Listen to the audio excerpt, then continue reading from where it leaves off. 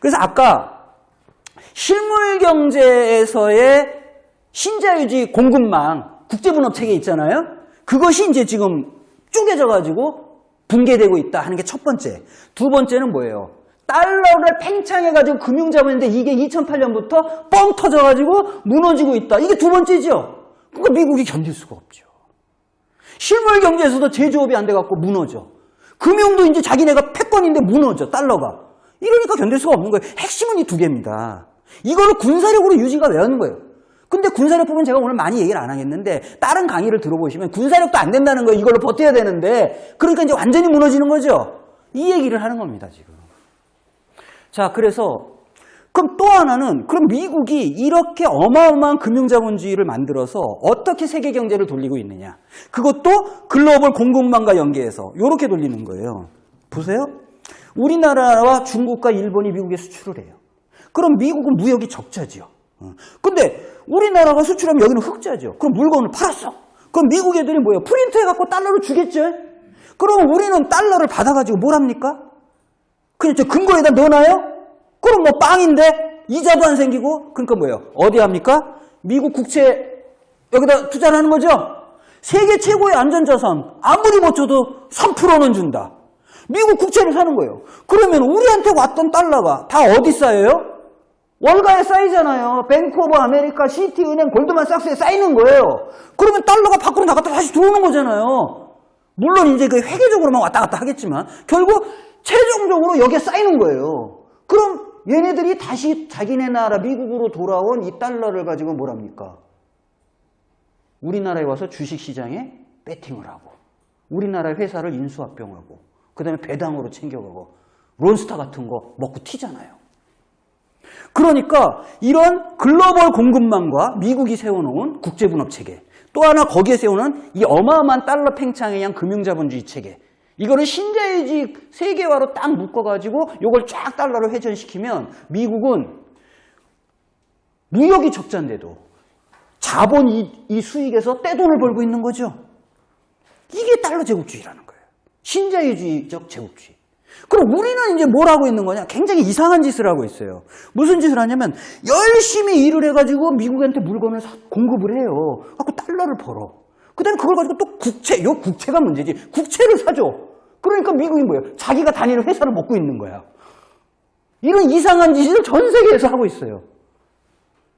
황당무계하죠? 근데 그런 줄을 몰라요. 그런 줄은 몰라요. 이 문제입니다. 근데 뭐냐? 이게 무너지고 있다. 무너지기 전에 이게 무너지고 있는 거예요. 이렇게 아큐파이.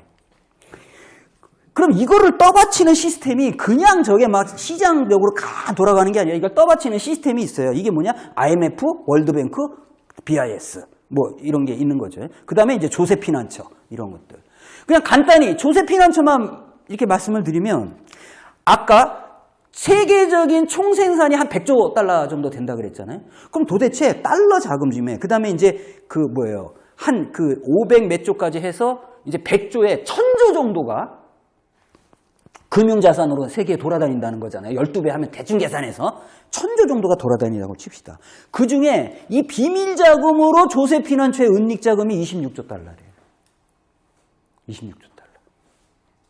실물경제랑 비교해보면 100조 중에 26조 달러면 뭐야? 어마어마한 사이즈가 비밀경제로 돌아다니는 거예요. 우리나라는 어느 정도냐? 10년 동안 2800조가 조세피난처에 박혀있어요. 2800조. 이건 우리나라 예산의 3배에서 4배 정도입니다. 국가 예산에. 그러니까 우리는 아무것도 모르는 거예요. 아무것도 모르는 거야. 저 별 세계에서 저것들은 어마어마한 돈을 저렇게 다 해먹고 있는 거예요. 저거를 우리가 이제 뭐라고 부르기 힘드니까 그림자 정부가 어떻다, 딥스테이가 어떻다 이렇게 부르는 거야. 안 보이니까.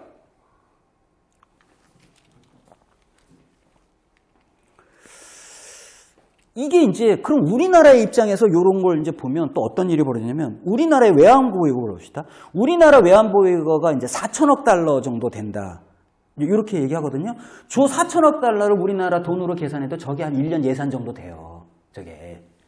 그러니까 우리는 1년에 뭐예요? 벌어들이는 달러 자산이 갖고 이제 저기 우리가 금고에 쌓아놓는 게 1년 예산 정도 되는 돈을 이제 외환보유고로 갖고 있는 거예요.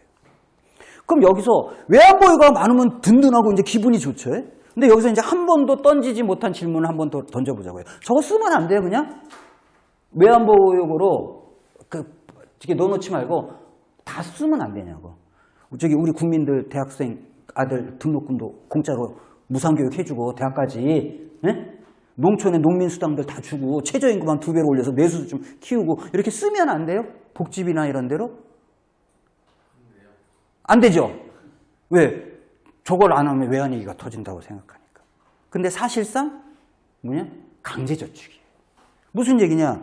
내가 연봉이 1년 열심히 해갖고 1억을 번다 이거예요. 한 달에 1,000만 원 정도 번다고 칩시다. 그런데 그중에 500만 원은 넣어놔야 되는 거야.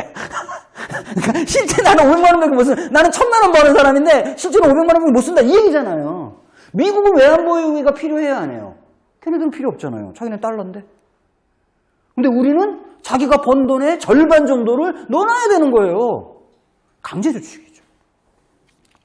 또 하나는 환율 관리 비용이 어마어마하게 듭니다. 보통 이제 1달러에 2,000원 간다. 이건 무슨 얘기냐? 앉은 자리에서 달러 빚이 2배라는 거죠. 달러 1달러 빌렸는데 그전에는 1,000원 갚으면 돼. 2,000원 되면 뭐예요? 2,000원 갚으면 요즘 1,440원, 50원. 이제 1,000원 갚으면 되는데 1,400원 갚아야 되는 거예요. 그만큼 우리나라의 돈값이 똥값 됐다 이 얘기잖아요. 그런데 이 환율을 관리하는데 어느 정도의 돈이 드냐? 외평채를 발행해요. 외평채는 우리나라에는 약간 국채 같은 거죠. 외국한 평형기금. 저거를 매년 발행을 해갖고 현재 전체 외평채 규모가 240조 정도 돼요. 240조면 우리나라 1년 예산의 3분의 1 정도의 규모입니다. 1년에 우리나라 예산의 3분의 1이 되는 규모를 가지고 달러 관리를 하는데 써야 돼요. 환율 관리하는데 써야 돼요. 어마어마한 돈을 쓰고 있는 거예요. 그런데 그때는 이 달러를 방어하기 위해서 환율을 방어하기 위해서 쓰기 때문에 뭐예요? 다 뭐예요? 비싸게 주고 손해보고 써야 돼요. 그렇기 때문에 적자가 240조 중에 40조 정도가 마이너스예요. 항상 손해보거든요. 이런 일. 그러니까 우리가 보통 보면 야 국민들한테 뭐 재난지원금 한 11조 정도 주면 어때? 막 이러면 나 막 안 된다. 국가 예산 막 난리가 나잖아요. 그게 11조 정도 규모예요. 근데 뭐예요? 금융의 안정성을 확보하기 위해서 뭐예요? 100조를 씁니다. 막 이렇게 나오잖아요. 그러니까 금융 쪽에 들어가는 돈은 그건 돈부 아니야. 막 계산이 100조, 200조 들어가요.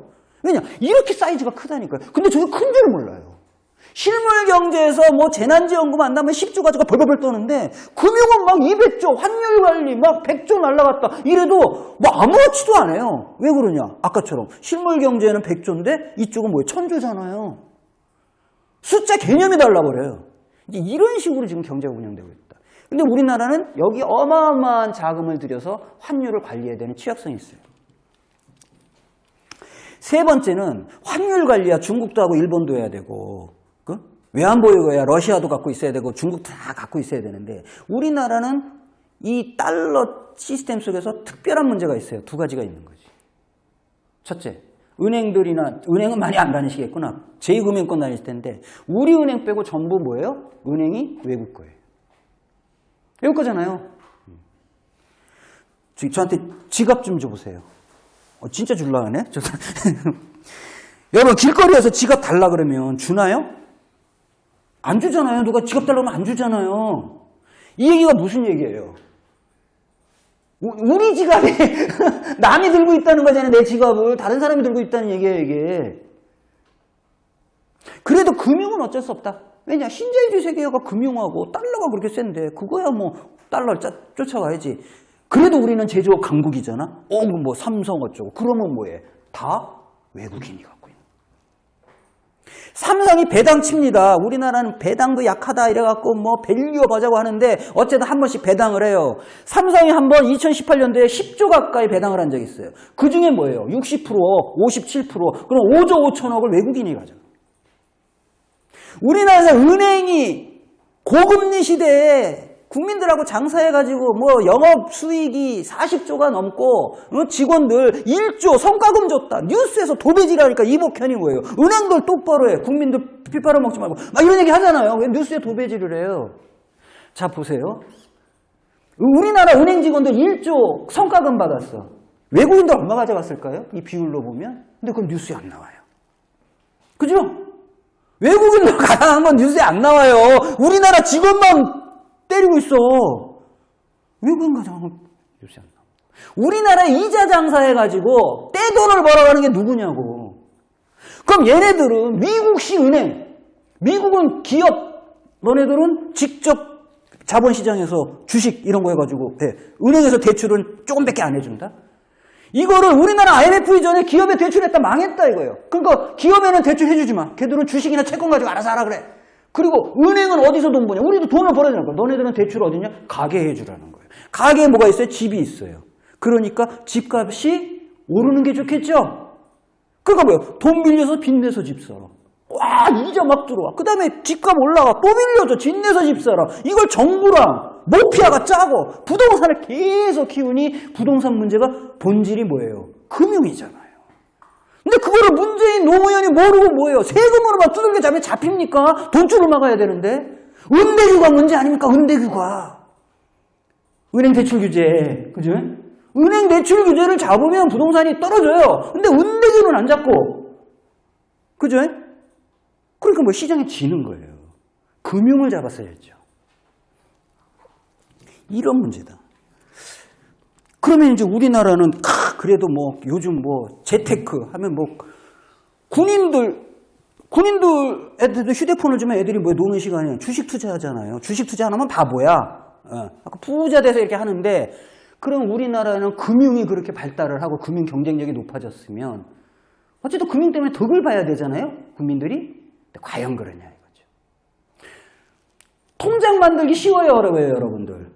요즘 통장 만들기 어렵습니다. 옛날에는 길거리에 가서 도장만 파면 카드 만들어주고 통장 만들어주고 요즘은 신용을 다 봐요. 열세 등급 딱 나왔고 당신은 저기 은행에서는 통장이 안 만들어지겠네요. 그래서 신용이 안 돼서 통장을 만들 수 없는 사람이 몇 명이나 되냐? 350만 명이 넘습니다. 근데 딸내미가 와서 학원비 달라 그래. 그럼 뭐요? 돌려막기 하고 있는데 어디가? 그러면 은행에 통장을 못 만들면 어디 갑니까? 캐피탈 가잖아요. 저축은행. 내가 보험 다 없나? 보험담보 신용 또는 신용대출. 캐피탈. 거기서도 안 돼요. 당신은 여기도 지금 받을 수. 그러면 어디 갑니까? 제3. 러시안 캐시 가는 거죠? 여기는 이자가 40%, 60% 못 갚아요. 그래서 제1금융권도 안 돼, 제2금융권도 안 돼서 제3금융권 러시아 캐시로 가는 사람이 45만 명에서 50만 명으로 늘고 있대잖아요, 요즘. 특히 자영업자 1천조 부채 시대에 이 사람들 어디 가겠어요, 결국은? 저기 가는 거죠. 그럼 저 갚을 수 있어요? 뭐 갚을 수 없어요? 못 갚죠? 저거 갚으려면 장기 팔아야 돼. 심각하다 이겁니다. 거기다 이제 트럼프 들어와갖고 뭐예요? 또 방위비 분담금, 코리아 머니머신 이래가지고 또 그러하니 결론적으로 말씀을 드려서 이 미국의 달러 제국 시스템 하에서의 한국 사회의 운명이라는 게 도대체 뭐냐 이걸 고민해 봤을 때 여러분들 등 뒤에는 빨대가 3개가 딱 꽂혀 있는 거예요. 빡빡빡. 하나가 임금 빨대, 하나가 금융 빨대, 하나가 동맹 빨대. 그 임금 빨대, 비정규직은 임금을 반만 줘도 된다는 거잖아요. 아까 왜 IMF 이후에 미국이 IMF 식민지 경제를 만든 다음에 비정규직 반만 줘도 되는 거예요. 우리나라 노동자들의 절반을 임금을 반띵 해가지고 빨아먹고 있는 거잖아요. 성질이 나니까 막 머리띠를 메고 악을 쓰고 그래갖고 이제 투쟁을 합니다. 그래갖고 이제 고공농성까지 해서 10만 원 올렸어. 집에 갖고 여보 기분 좋다. 우리 오늘 투쟁해서 10만 원 임금 인상 따냈다. 내가 오늘 삼겹살 살게. 그럼 집에서 뭐라 그래요? 그 주인이 전세금 저기 1억 주던 거 2억으로 올려달래 이렇게 얘기하잖아요. 그죠? 그 10만 원 올리면 뭐 할 거야? 승질이 나가지고 야 그러면은 저기 빚내서라도 집 사. 이 사람아 4억짜리 아파트 8억 됐어요. 무슨 돈으로 사? 너한테 누가 대출이나 해준대? 뭐 이런 거잖아요. 이게 금융이에요, 금융. 그러니까 가운데는 임금 빨대가 있는데 이걸 쎄 빠지게 올리면 이게 더 커. 근데 이제 한 번씩 와가지고 우리나라의 이 대한민국 군사경제입니다. 대한민국의 가장 비싼 땅 노른자는 다 미국 기지예요. 거기다 방위비 분담금 뭐 이래가지고 그 다음에 미국이 뭐라 그랬어요? 코리아에는 미국 국민이 세금을 한 푼도 안 내고 공짜로 부려먹을 수 있는 군대가 60만이나 있다. 이렇게 얘기하잖아요. 그래서 오늘 강의가 딱 끝난 다음에 여러분들 서로 등을 딱 돌려서 빨대 이 구멍을 찾아보면 다 보일 겁니다. 3개가 꽂혀서 딱딱딱 꽂고 쭉쭉 빨아먹고. 이게 한국 경제 운명입니다. 근데 이게 끝나면 좋은데 뭐예요? 주기적으로 온다는 거잖아요. 주기적으로. 미국이 금리를 올릴 때마다 80년대 남미가 터졌고, 그죠? 내렸어. 또 금리를 올리니까 뭐예요? 동아시아가 터졌고, IMF 오래 갔어. 내렸다가 다시 올리니까 미국 서민이 털렸어. 서브프라임 내렸어. 근데 인플레 잡는다고 금리를 또 올렸어. 그러니까 또 난리잖아요. 그래서 우리가 지금 환율이 1,400원을 가는 거 아닙니까? 그럼 수입물가 올라가고 미치는 거지. 그러니까 뭐예요? 실질 임금이 마이너스잖아요.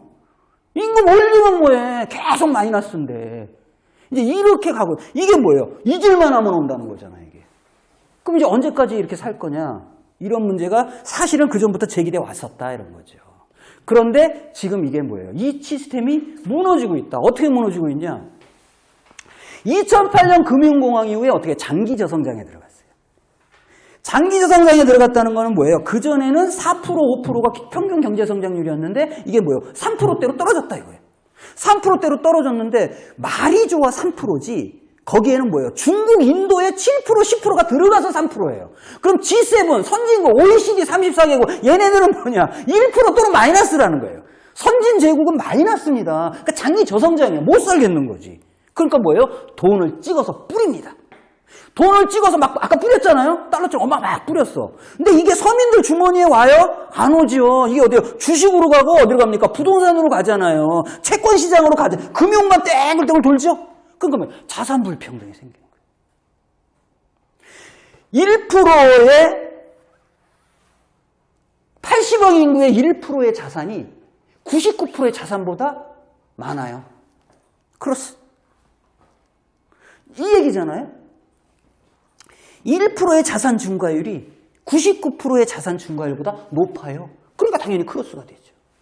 더 구체적으로 하면 일론 머스크나 빌 게이츠나 워렌 버핏 같은 슈퍼리치라고 불리우는 이 사람들의 62명의 재산을 다 계산을 해봤어요. 62명.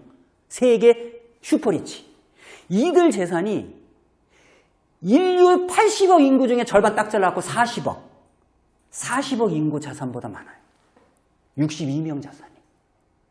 뭐 그래픽이 안 올려놨는데 뭐 쇼킹한 겁니다. 프랑스 대혁명 때보다 피케티 지수가 높고 우리나라는 동학혁명 때보다 피케티 지수가 높아요. 이러한 빈부격차가 다 뭐가 만들어낸 거예요? 이 금융자본주의가 많아요. 그래서 우리가 금융자본주의를 뭐라 하냐? 약탈경제라고 합니다. 약탈경제.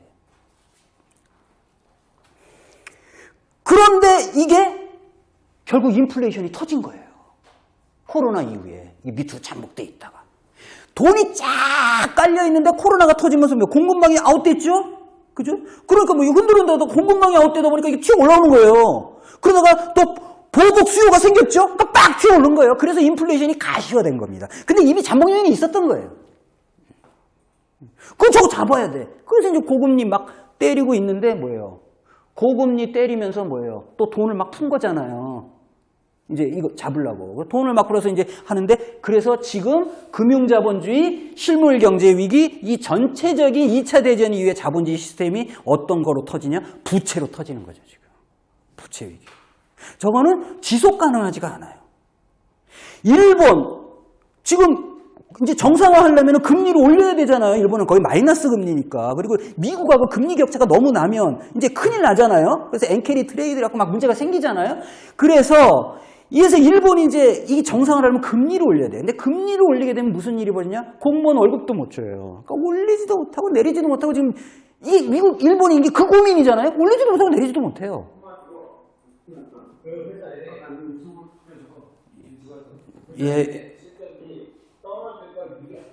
예, 너무 제 강의를 듣고 놀라신 모양인데. 그러면 이게 무슨 얘기냐? 미국이나 일본이나 어떤 고민을 하냐면은 아시아의 제조업 생산기지를 한번 딱 털어먹었으면 좋겠다는 생각이 드는 거예요. 일본은 경제를 살려면 한국전쟁 났을 때 일본 총리가 뭐라 그랬어요? 한국전쟁은 신이 일본에 내린 선물이라고 그랬어요. 그 에치슨 미 국무장관이 한국전쟁 터졌을 때 뭐라 그랬냐? 한국전쟁이 미국을 구원했다 그랬어요. 이게 지금 미국과 일본은 필요한 겁니다. 이것 때문에. 이렇게 가고 있는 거예요. 아, 정치경제학적으로 보면 전쟁의 원인이 나오죠?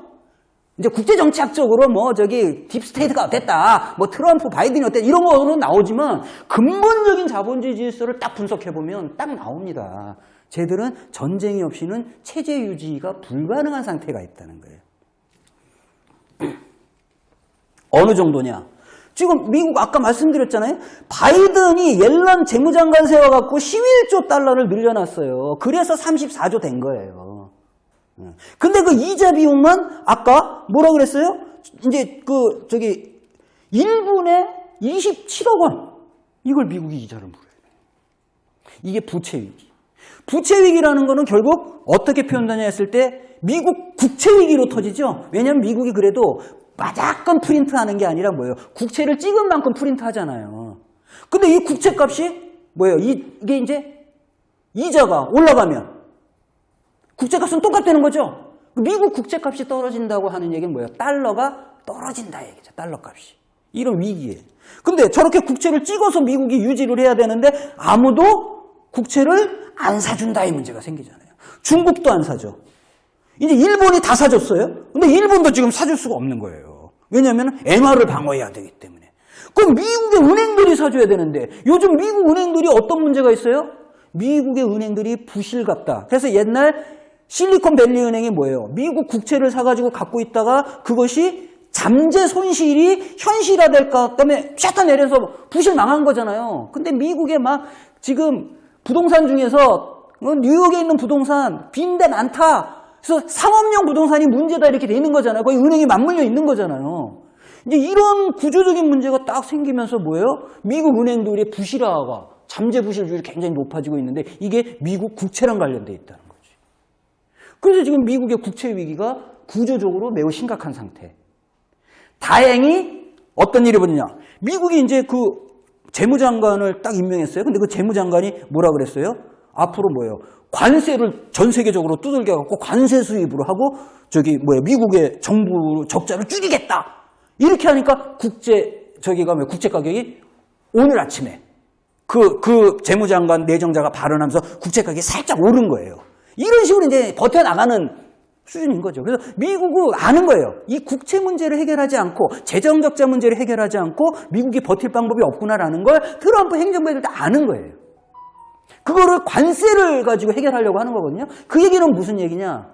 전 세계를 또 수탈한다는 거죠. 수탈한다는 얘기예요. 그래서 미국을 제국주의라고 하는 겁니다. 저거들 재정 적자 문제를 해결하려고 세계를 수탈하는 거잖아요. 그래서 보호무역주의나 관세 전쟁 때문에 2차 세계대전이 터진 거 아닙니까? 또 전쟁하자는 얘기잖아요, 지금.